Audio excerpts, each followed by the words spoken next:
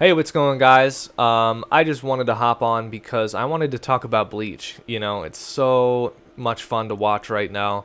Definitely the best anime of the fall season so far. Chainsaw Man, people, fight me. But I just wanted to hop on because it is so much fun to watch Bleach right now. I've read the manga. I've fully completed the manga. I've watched the whole anime up to this point. What just came out was episode 9, The Drop. Um, and boy, was this one a doozy. I feel like I say that every week to myself when I'm, thinking about the episode. I'm thinking like every week it's just a banger. Hasn't been a bad episode yet. I sincerely doubt there will be one.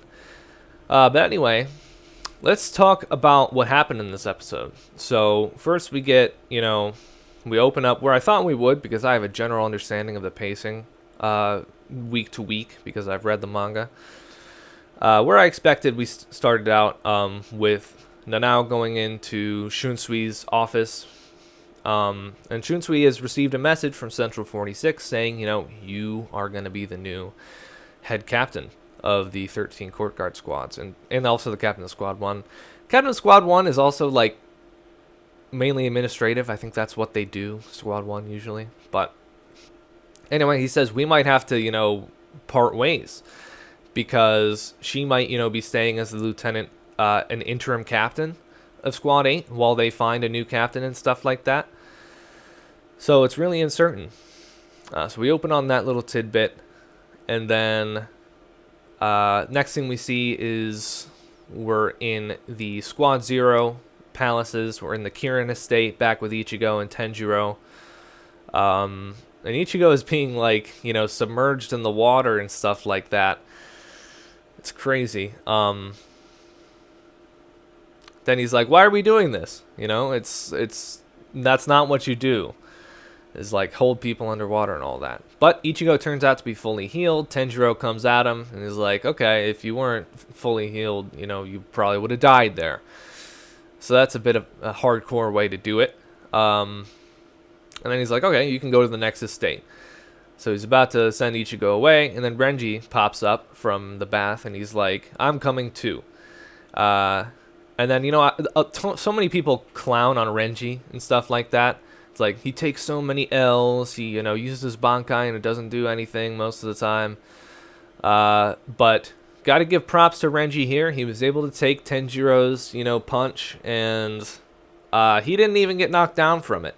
I mean, he was like trembling a little bit, but he didn't go flying like Ichigo did. So he's a tough guy.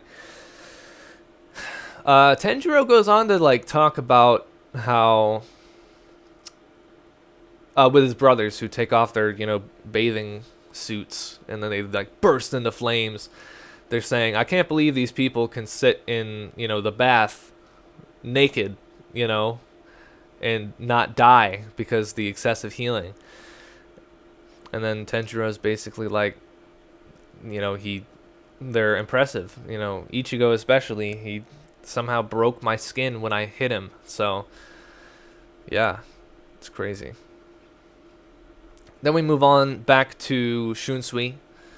He's in Central 46 now, and I guess they're figuring out how they're going to implement him as the head captain. And then they're sort of outraged because he's like, I want 2 lieutenants. And then they're like, you can't do that. And he's like, on the one hand, Oki Kiba, the 3rd seed of Squad 1, who we saw momentarily in the previous episodes, he knows the 1st Division inside and out. But Lieutenant Ise, Nanao, she knows how to deal with me. So I want them both to help out. And then they're like, no. And Shunsu's like, they're like, what right do you have to do that? And he's like, the right to appoint lieutenants falls with the captain of their squad. Simple as that. You guys gave us that right to do so.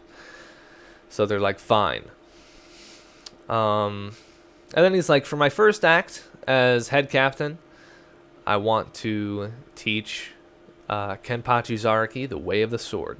Now, it's in the manga it says way of the sword. He says Zanjutsu in the anime here.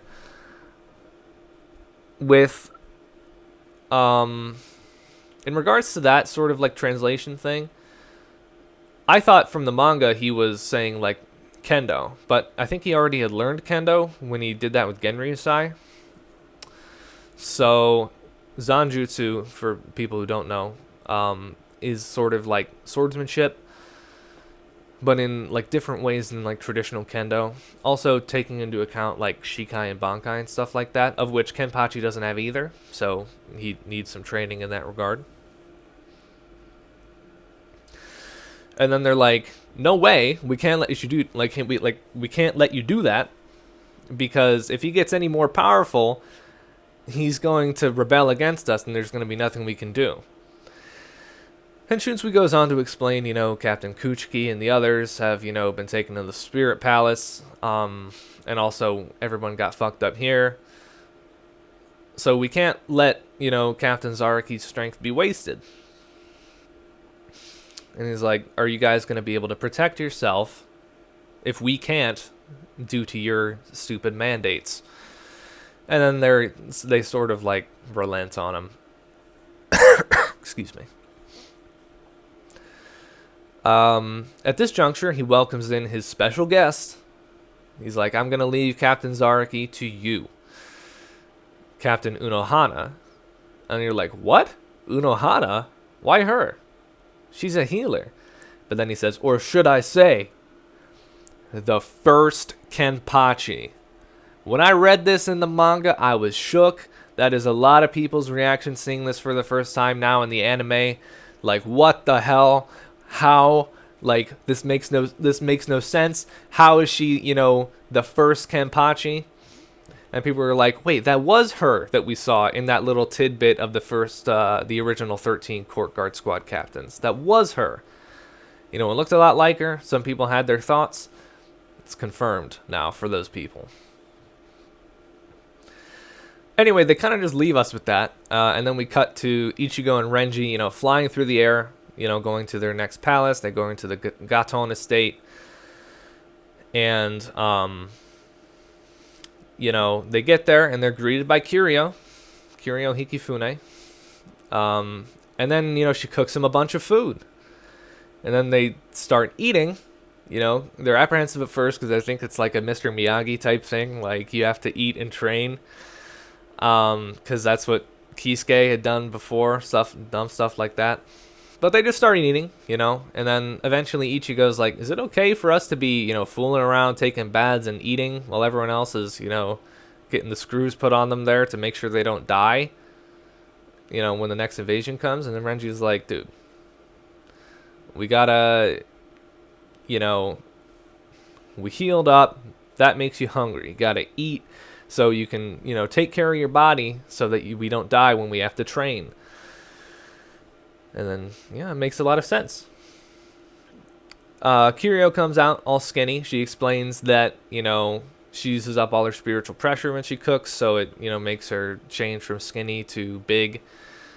And then she goes on to explain when they're about to leave for the next palace that, then this is really important, that Squad Zero, all the members of Squad Zero are responsible for creating something very important to the Soul Society. They are living embodiments of the history of the Soul Society.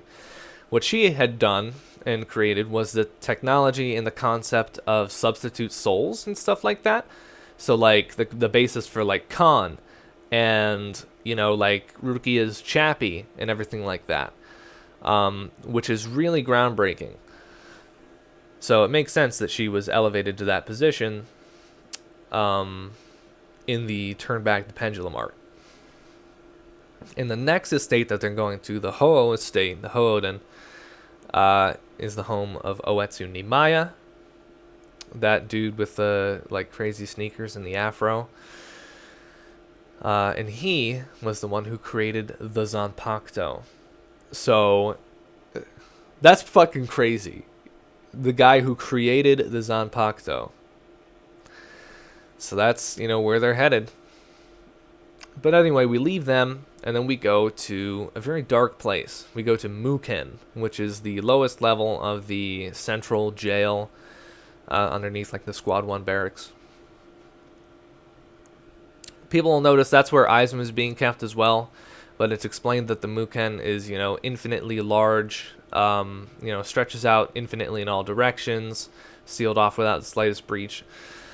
But yeah, so that's where Unohana has scheduled her fight with Kenpachi. Kenpachi comes in, oh my gosh, he's like, if you and I weren't criminals, or if you and I weren't so strong and powerful, ordinary criminals is all we'd be. And then you got that cold as hell, you got that look back from Unohana, so sinister, right? That she's saying, like, right now, you're powerless, you're weak, so you'd be, best confined to this place, because you might as well be a petty criminal because you're weak. And it's like, damn, she is ripping his ass a new one here.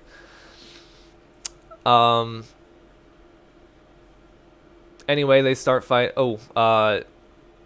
She has her hair different this time. She has a scar, like right here, that apparently is the only scar that she has ever suffered. And it was inflicted by Kenpachi himself rather. And she's saying, "Oh, when I hear your voice, my scar always aches." And then he's like, "Your scar's aching, mine too." The one that he has on his eye. I had always wondered before I read this in the manga, who gave Kenpachi, a scar that hasn't faded. But yeah, they start fighting. It's beautifully animated. The setting, especially, Muken is wonderfully, animated. I really like how they set it up because it's like pitch black in there. You have like random stone pillars and stuff like that, but it's really like dark and black, and the only light you can see is, around the characters, and it's really cool. But anyway, they start fighting. Shunsui is like, "I'm sorry I called it a lesson, because if you and Captain Zaraki fight, only one of you is going to come out alive." They're fighting. Unohana is handling him. Totally. He is getting shit on. She like stabs like a blade or something in him. And then she's like, "For someone who only uses one hand, you do absolutely nothing with the other? And you claim to be, that you enjoy fighting?" And then he's like, "I can't believe you resort to such a dumbass trick in order to get it hitting on me." Then she's like, "I didn't have the leeway to do such tricks last time." He's like, "I've gotten weaker." And we actually see some emotion from Kenpachi here. And Kenpachi has always been an interesting character. Ever since we see him in Soul Society at the end of his fight with Ichigo. Some people say he's one-dimensional, that he's only like, the character that loves to fight and stuff like that. But he actually has depth through his relationship to little Yachiru. And now, in his sword, first of all, because he says, "I know the pain of not having a name. So tell me your name, sword," and stuff like that. And he's always been, deep in the fact that, he has a major contradiction in his character. He loves fighting, right? So all he wants is to fight without holding back. He wants someone to be on the same level as him. But also, he will, lower himself to his enemy's level in order to preserve the fight, in order to make it, exciting for him. So there's such a contradiction there that's really interesting. And Unohana touches on it here. She says, you're not going to die. You're going to, because every time you are on the verge of death, you keep getting stronger. And stuff like that. So, really exciting here. Next episode's going to be amazing. I'm thinking it's going to be, Genryusai versus Yavach level. That's also a side note. Wrath is a Lightning, episode 5, came out in the English dub this week. And it's surprising to me that they went with Yuha Baha for the pronunciation of his name. That could just be how Yamamoto pronounces it, but it's interesting that they went with that. Anyway, in the manga, the pacing of this episode is a little different from the manga, where Ichigo and Renji get to the Ho estate before Unohana and Kenpachi start fighting. And they're there for a little while before then. So my best guess for the next pacing here is going to be that next week the battle is going to be all or mostly about Unohana versus Kenpachi. And then, you know, maybe the end of next episode and the next week after that is going to be, you know, Swords of Origin or whatever like that, getting with Nimaya. And then maybe the episode after that is going to start Everything But the Rain, which is going to be fucking insane. The anime-only viewers are not ready, so I'm not going to speak on it here. But just don't look up Everything But the Rain. Just don't. Yeah, next week we got a lot to look forward to, so I'll check in next time as well. By the way, you know, hit up Twitch TV / Guess Nagar. That's where I stream. I'm currently streaming Yakuza Kiwami. Gonna be streaming, I think, the whole Yakuza series. So if you're into that, hit me up. You know, I also stream, you know, a bunch of other games occasionally. Just whatever I'm feeling like. So if you want to watch sort of that stuff, hit up my Twitch. I also plan on uploading here as well once I get some editing skills under my belt. But yeah, that's it for tonight. Have a good one. Thanks, guys.